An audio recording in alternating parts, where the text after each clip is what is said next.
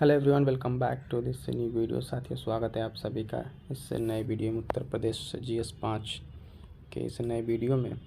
आज दोस्तों हम बात करने वाले हैं मोस्ट इम्पॉर्टेंट 20 क्वेश्चंस के, ऐसे प्रश्न जो उत्तर प्रदेश विशेष GS पेपर 5 के है ना मोस्ट इम्पॉर्टेंट। ये 20 क्वेश्चन है मेंस के, जिन्हें हम कवर करने वाले और किस सिलेबस से कवर होंगे। उत्तर प्रदेश के इतिहास, सभ्यता, संस्कृति और प्राचीन शहर से संबंधित होंगे।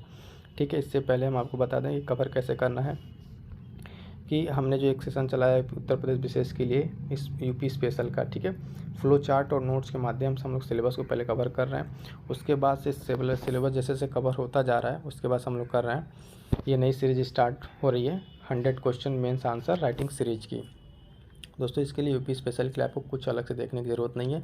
ऐसा हम क्यों कह रहे हैं कि यूपी स्पेशल का जो GS पेपर 5 और 6 है, ठीक है, उसको हम दो तरीके से कवर कर रहे हैं। एक तो पहले हम आपको यहाँ पे स्टैटिक पोर्शन पढ़ा रहे हैं, ठीक है, स्टैटिक पोर्शन को बता रहे हैं फ्लो चार्ट और शार्ट नोट्स के माध्यम से। फिर उसी चीज़ से रिलेटेड जो सिलेबस कवर हो जा रहा है, ठीक है, उसके बाद से हम उसे यहाँ पर डिस्कस करेंगे 100 मोस्ट इंपॉर्टेंट क्वेश्चन की ये सीरीज। उसी सीरीज की श्रृंखला में आज हम बात करने वाले हैं ये मोस्ट इंपॉर्टेंट 20 प्रश्न के। चलिए फटाफट से देखेंगे इन 20 प्रश्नों को। पहला प्रश्न यहाँ पर क्या है, एक चीज़ और क्लियर कर दें यहाँ पे, ठीक है। इस वीडियो में जो है सिर्फ हम आज ना ये अभी जो क्वेश्चंस हैं इंपॉर्टेंट, सिर्फ क्वेश्चन के यहाँ डिस्कस कर रहे हैं। इनके सॉल्यूशंस को 1 बाय 1 करके जो daily answer writing series start होगी उसमें हम डिस्कस करेंगे, ठीक है। आप लोग इस पे क्या राय है, कब स्टार्ट किया जाए, पहले सिलेबस कंप्लीट होने के बाद स्टार्ट किया जाए या अभी से इसको पैरेलल स्टार्ट किया जाए? तो इस बात को आप अपनी राय को कमेंट सेक्शन में ज़रूर बताइएगा, ताकि हम फिलहाल आगे हमको कैसे स्टार्ट करना है इस चीज़ को हमें भी समझ में आ सके, ठीक है। तो इस चीज़ को आप ध्यान दीजिएगा, ठीक है। तो फटाफट से देख लेते हैं पहले वो मोस्ट इंपॉर्टेंट 20 क्वेश्चंस कौन कौन से हैं जो बन सकते हैं पेपर 5 से, स्पेशली हिस्ट्री के पोर्शन से, ठीक है। तो पहला क्वेश्चन क्या है इसमें देखेंगे। पहला क्वेश्चन है कि उत्तर प्रदेश में हड़प्पा सभ्यता के विस्तार के संबंध में चर्चा कीजिए, ठीक है। तो इस क्वेश्चन में क्या बेसिकली हमको बताना रहेगा कि उत्तर प्रदेश में जो हड़प्पन सिविलाइजेशन थी उसका क्या एक्सटेंशन रहा है, ठीक है। उत्तर प्रदेश में कौन कौन से साइट्स हैं, किस तरीके से उनका यहाँ पे विशेषता है, वहाँ पे क्या क्या चीज़ें मिली, ये चीज़ हमको चर्चा करना है हड़प्पा के बारे में, ठीक है। जब हम डिटेल चर्चा करेंगे वहाँ क्वेश्चन आंसर के सीरीज के सेशन में, तो वहाँ आपको बताएंगे। फिलहाल हम आपको यहाँ पे सारे क्वेश्चन एक बार दिखा दे रहे हैं। नेक्स्ट क्वेश्चन है कि उत्तर प्रदेश में आयोजित होने वाले प्रमुख मेलों पर टिप्पणी कीजिए। प्रमुख मेलों पर टिप्पणी कीजिए। तो अब यहाँ पे क्या करना है कि उत्तर प्रदेश में कौन कौन से मेले लगते हैं उन सारे मेलों को 1 बाय 1 करके लोकेट करना है।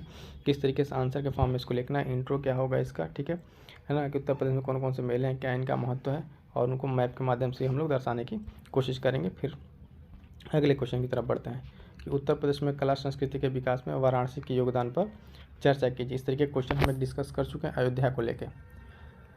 डेली आंसर राइटिंग प्रोग्राम में एक चल रहा है जो डेली आंसर राइटिंग प्रोग्राम, उस प्रोग्राम में हम दोस्तों अयोध्या के बारे में चर्चा कर चुके हैं। यहाँ पे क्वेश्चन लेंगे वाराणसी को लेकर। तो इस तरीके से आपका जो मोस्ट इंपॉर्टेंट सिलेबस से क्वेश्चन बन सकते हैं आपके कवर होते चले जाएंगे। अगला क्वेश्चन है जैन धर्म के विकास में उत्तर प्रदेश के योगदान पर चर्चा कीजिए, ठीक है। तो जैन धर्म के विकास में उत्तर प्रदेश के योगदान पर चर्चा करेंगे। इससे पहले हम लोग बुद्ध के बारे में, बुद्ध धर्म से रिलेटेड पे बुद्धिज़्म पर हमने क्वेश्चन कर लिया है। जो लोग नए हैं उनको ये बता दें कि डेली आंसर राइटिंग सीरीज भी चल रही है, आप चैनल विजिट कीजिए, वहाँ जाके देखिए।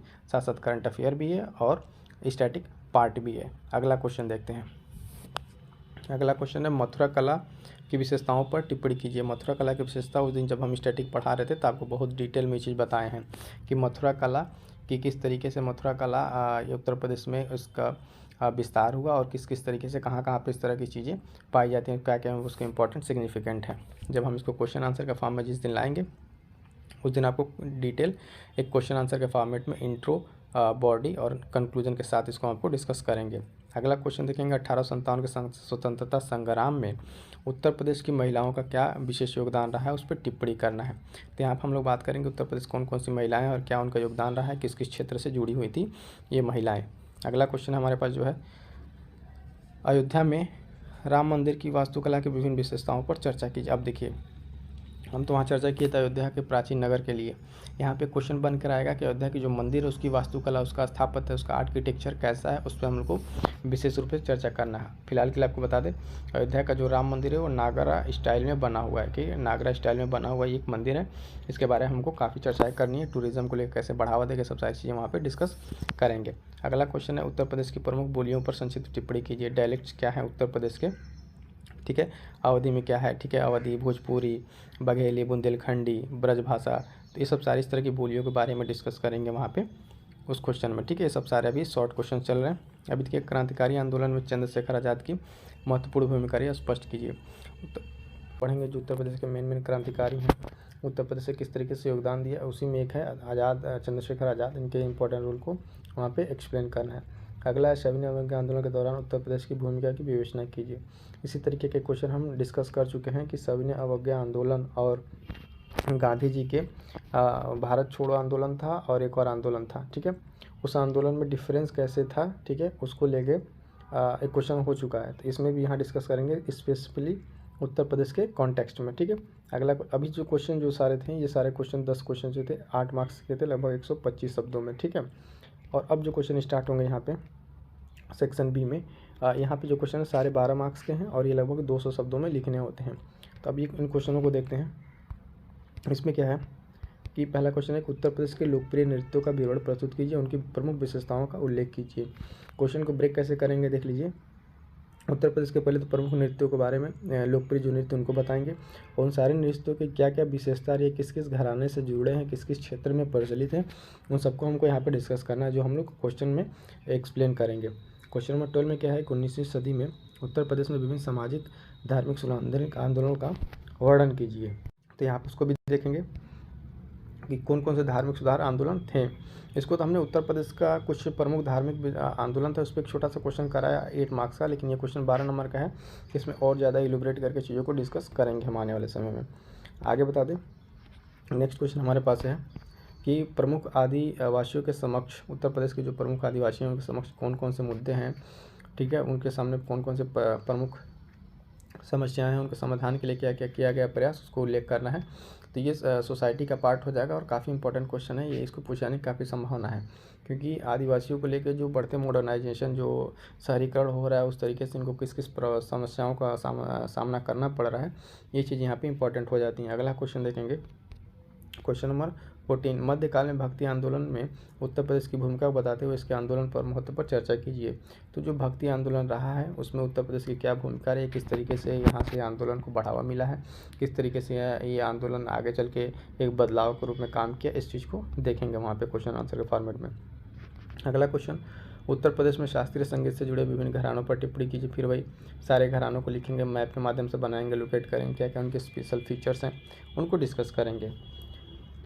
क्वेश्चन नंबर 16 में क्या देखेंगे, शहरीकरण करने के लाभ हुए हैं, इसके बावजूद इससे जुड़ी समस्याओं को नज़रअंदाज नहीं किया, यानी शहरीकरण से रिलेटेड कौन कौन सी समस्याएं हैं उसको संतुलित कैसे किया जाए, सरकार के क्या क्या उपाय हैं, इन सब चीज़ों को हम लोग क्वेश्चन आंसर के फॉर्मेट में देखेंगे। नेक्स्ट क्वेश्चन देखेंगे, क्वेश्चन नंबर 17 जो था उत्तर प्रदेश के ग्रामीण शहरी लिंकेज के बारे में देखेंगे, उसमें क्या क्या बाधाएं, उत्तर प्रदेश शहरी ग्रामीण में क्या क्या प्रयास किए गए हैं, इसकी संभावना क्या है, इस पर बात करेंगे।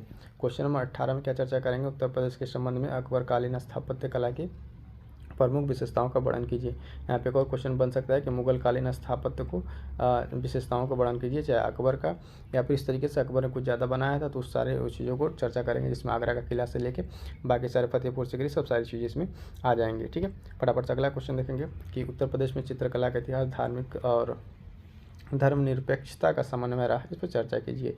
ये काफ़ी प्यारा क्वेश्चन हो जाएगा, किस तरीके से जो आर्ट फॉर्म है उससे किस तरीके से धार्मिक सौहार्द और निरपेक्ष एक कम्युनल हार्मोनी बनी रहती है, उसको देखेंगे, ठीक है। तो चित्रकला को रिलेटेड जो बुंदेला पेंटिंग हम डिस्कस किए थे क्लास लेते टाइम, कि बुंदेला पेंटिंग जहांगीर के समय की और बाकी अकबर के टाइम की पेंटिंग और बाकी सारी पेंटिंगें जो उत्तर प्रदेश में रही, कैसे यहाँ पे इसकी महत्व को रखती हैं। अगला क्वेश्चन, प्राचीन काल के द्वितीय नगरीकरण में उत्तर प्रदेश की भूमिका को निर्धारण कीजिए, सेकेंड अर्बनाइजेशन कैसे हुआ, क्या हुआ, वहाँ पे इस चीज़ को डिस्कस करेंगे, ठीक है। तो ये था दोस्तों ये मोस्ट इंपॉर्टेंट जो 20 क्वेश्चन हम आपसे अभी कहे थे, ठीक है, क्वेश्चन।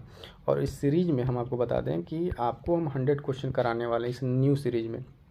तो दोस्तों आप अपने कमेंट सेक्शन में राय को जरूर बताइएगा, है ना, और जो स्टैटिक पोर्शन को कवर करते रहिए, ठीक है। मिलते हैं किसी नेक्स्ट वीडियो में, तब तक के लिए थैंक यू सो मच, ठीक है।